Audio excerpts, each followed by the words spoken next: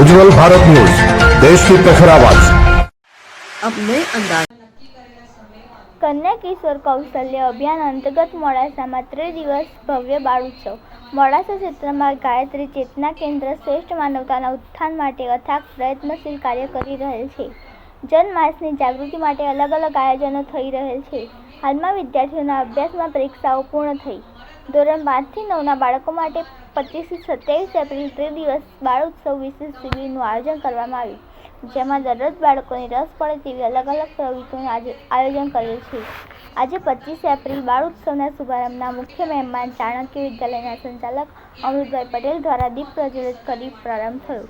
ગાયત્રી પરિવારના અરવલ્લી જિલ્લા સંયોજક હરેશભાઈ કંસારીએ આશીર્વચન ઉદ્બોધનમાં વિશે માર્ગદર્શન આપતા કહ્યું, બાળકોની મા બાપ દ્વારા ઉછેર, સંસ્કાર સિંચન તથા શાળામાં શિક્ષકો દ્વારા અભ્યાસ ઉપરાંત બાળકોમાં મા બાપના સાચા સંતાન સમાજના ભાવિ શ્રેષ્ઠ માનવીય ગુણોનો બાળપણથી જ વિકાસ થાય તે માટે વિશેષ સંસ્કાર સિંચન હેતુ ગાયત્રી પરિવાર દ્વારા કન્યા કિશોર કૌશલ્ય અભિયાન દ્વારા અનેક કાર્યક્રમો કરવામાં આવે છે, જેના ભાગરૂપે આ 3 દિવસીય બાળ ઉત્સવનું આયોજન કરેલ છે।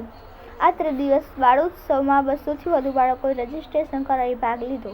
મંચ સંચાલન વિલસીનીબેન પટેલે કર્યું। સહતંત્રી હિમાંશુ વ્યાસ સાથે રિદ્ધિ સોલંકી, ભારત નેત્રમ ન્યૂઝ ચેનલ, અરવલ્લી।